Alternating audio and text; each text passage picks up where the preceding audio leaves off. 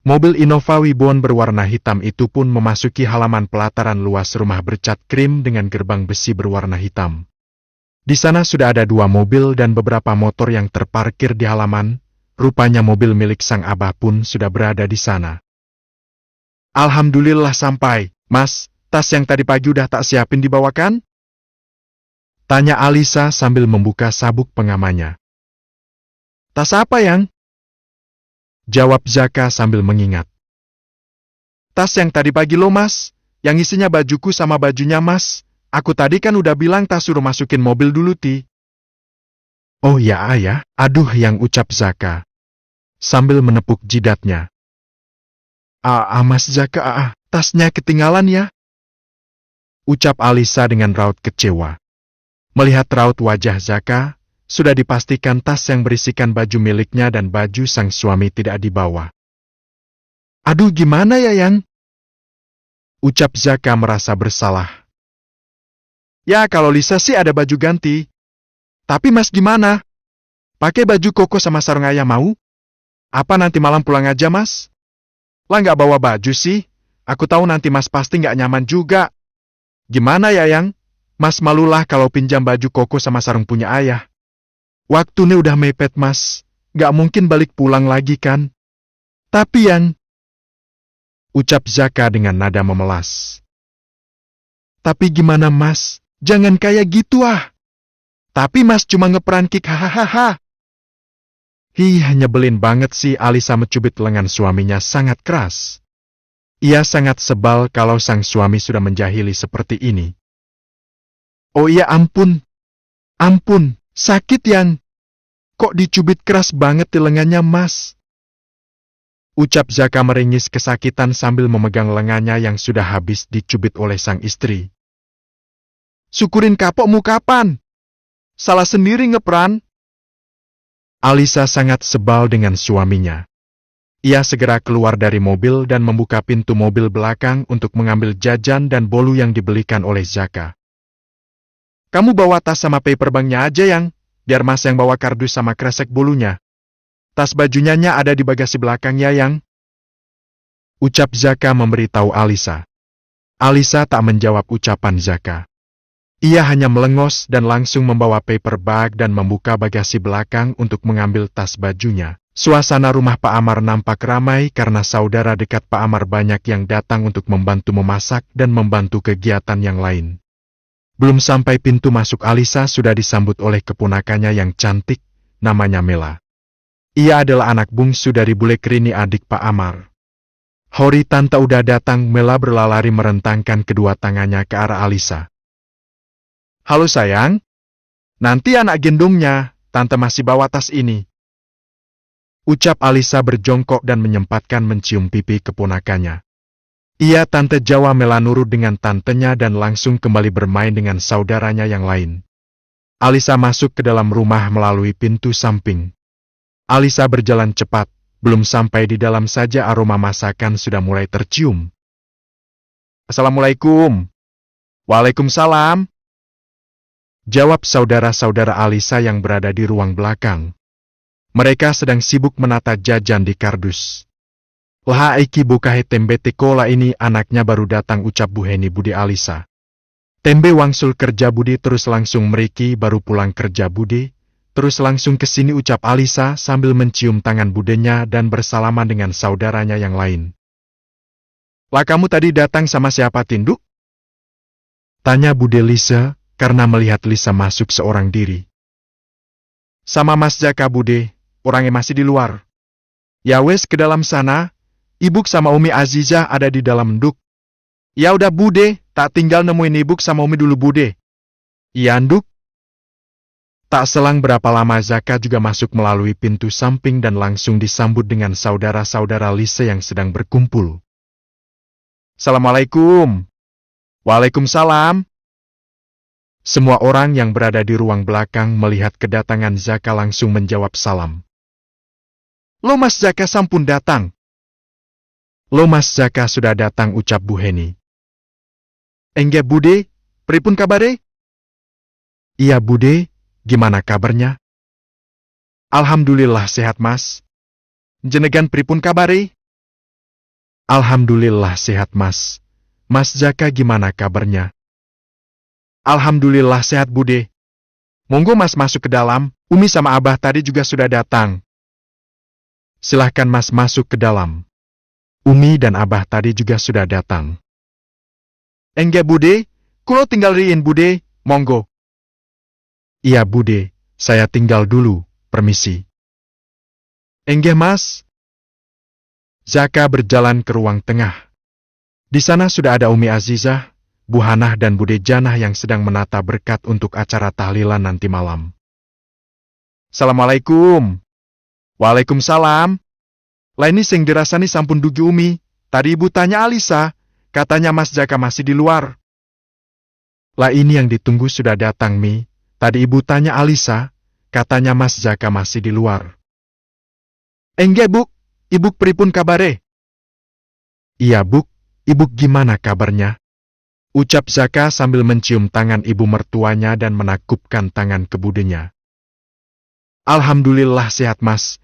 Sampean gimana kabare? Sehati? Alhamdulillah sehat Bu. Umi tadi nyampe sini jam berapa? Tanya Zaka kepada Umi Azizah. Jam 2-an mas. Abah sama ayah di mana Umi? Abah sama ayah lagi di ruang depan mas, jawab Umi Azizah.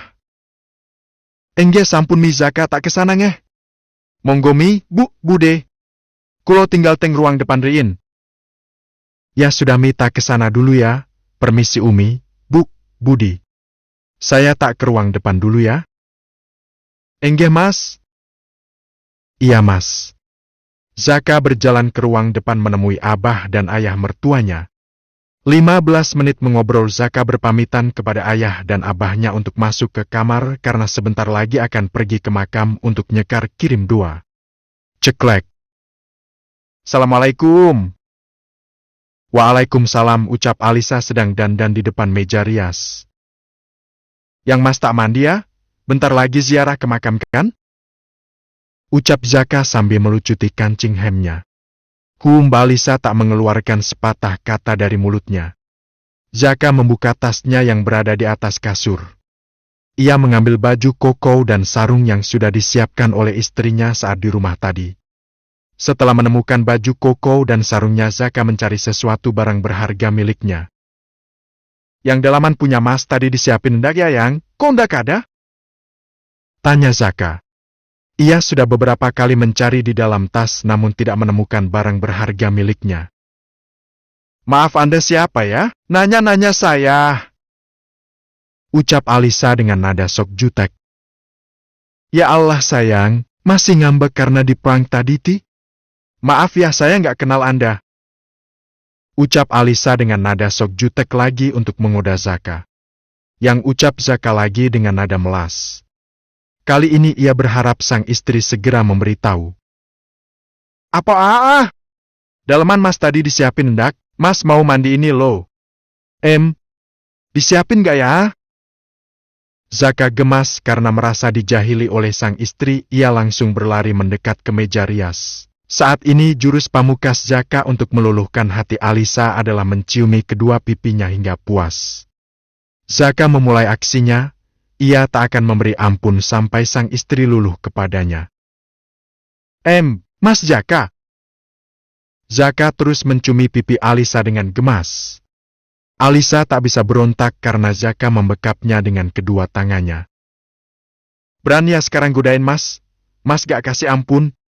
Mas Zaka menciumi Alisa hingga pipinya memerah. Karena dirasa cukup lelah Zaka menyudahinya. Alisa sangat sebal suaminya memang selalu membuatnya tidak bisa berkutik kalau masalah seperti ini. Mas Zaka blues-annya langsung hilang ini luah. Ucap Alisa memegang pipinya. Ia sangat emosi pipinya sudah diuel-uel oleh Zaka. Hingga blues-an yang baru saja ditancapkan sudah hilang seketika. Salah sendiri bikin mas gemes. Makanya jangan coba-coba nakalin mas. Bisa habis pipimu nanti yang... Ucap Zaka mengalungkan tangannya di leher sang istri. Sika, mas tuh emangnya nggak bisa sehari aja nggak bikin aku kesel tuh. Nggak asik yang kalau nggak bikin kamu kayak gitu. Kayak ada yang kurang aja rasanya, mas seneng kalau lihat kamu sebel kayak gitu. Hawanya pengen tak ulul hahaha. Alisa berdiri dan langsung membantu mencari dalaman milik suaminya. Ia membuka resleting tas bagian depan dan langsung mengambil sesuatu yang dicari suaminya. Ini loh mas dalamannya. Bok ya kalau nyari itu jangan cuma di satu sisi tok. Nyarinya di bagian sisi tas yang lain. Ucap Alisa sambil memberikan dalaman milik suaminya. Bok yang mongti yang di sisi depan gitu loh. Kalau saya nggak ngomong mana mas tahu.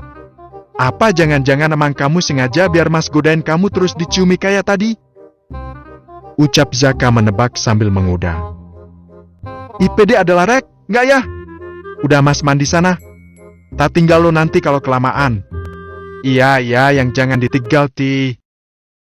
Zaka langsung mengambil handuk dan berlari ke kamar mandi. Zaka keluar dari kamar mandi, ia sudah memakai sarung dan baju koko. Saja segera bersiap-siap untuk ikut ziarah kubur ke makam nenek Alisa.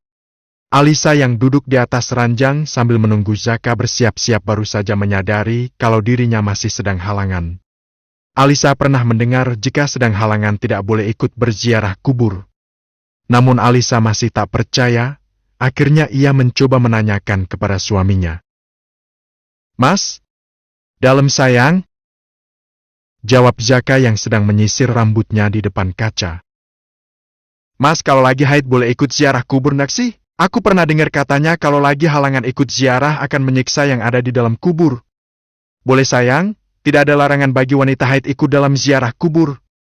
Yang menjadikan dilarangnya seorang wanita adalah apabila dia datang dengan orang yang bukan mahramnya itu baru tidak diperbolehkan yang. Kalau yang masalah menyiksa yang ada di dalam kubur sih gimana itu mas? Ndak ada sayang. Mana ada berziarah malah menyiksa yang ada di dalam kubur. Justru yang di dalam kubur malah seneng ti anak Yukyun datang pada mau kirim doa. Berarti itu semua ndak bener ya mas? Iya sayang ndak bener. Kalau sayang kurang yakin dengan jawaban mas coba lihat di channelnya Al-Bahjah TV, milik Pondok Pesantren Al-Bahjah pimpinan Buya Yaya Cirebon. Enggak mas nanti Lisa lihat, tapi ini beneran Lisa ikut ziarah nggak apa-apa ya mas? Nggak apa-apa sayang, kan berangkatnya bareng sama mas. Oke deh, makasih ya mas. Hari ini aku tambah ilmu lagi dari Mas Zaka? Iya sayang sama-sama. Selepas maghrib Nada menemani sang bunda berbelanja di Latmart yang letaknya tak jauh dari tempat tinggalnya. Nada adalah anak kedua dari 3 bersaudara. Ayahnya seorang petani sukses dan memiliki toko pertanian di dekat rumahnya. Selesai berbelanja kebutuhan rumah, Nada ingin mencari kado untuk temannya yang akan menikah minggu depan.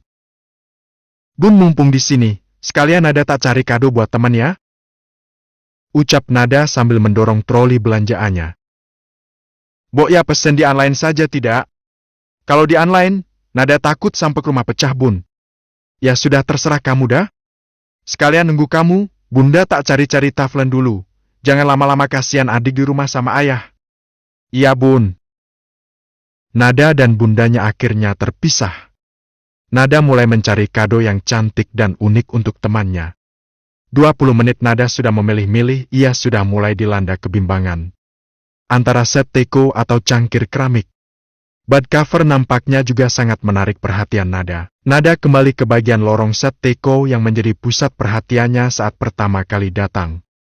Saat ingin mengambil set teko yang menjadi pilihan awalnya, nampaknya di bagian rak atas ada yang lebih menarik lagi. Nada ingin mengambil teko tersebut dan mencoba melihat isinya. Karena tinggi Nada 155 cm, ia akhirnya mencoba berjinjit untuk mengambil set teko yang membuatnya penasaran. Saat berjinjit meraih teko tersebut ada seseorang laki-laki yang tiba-tiba mendekat kepadanya dan membantu Nada untuk mengambil set tekonya. Sini mbak saya bantuin. Ucap laki-laki tersebut. Makasih ma. Deg. Nada kaget. Ternyata yang menolongnya adalah laki-laki yang telah bersamanya di acara panti bersama Zaka dan Alisa kemarin. Ini mbak tekonya, ucap laki-laki tersebut menyerahkan kardus teko yang telah diambilnya. Kang Fadhil, ucap Nada masih tak percaya. Gimana mbak Nada? Ini tekonya. Kang Fadhil kok? Ucap Nada terbata-bata. Kok ada di sini? Sambung Fadhil. Iya Kang. Iya saya tadi lagi anterin Umi belanja mbak. Lagi mau cari teko buah di kedai, di sini ketemu sama Mbak Nada. Oh, makasih ya Kang sudah dibantu. Iya Mbak, sama-sama. Saya permisi dulu ya Mbak Nada. Fadhil berlalu meninggalkan Nada sendiri di lorong tersebut. Enggak Kang.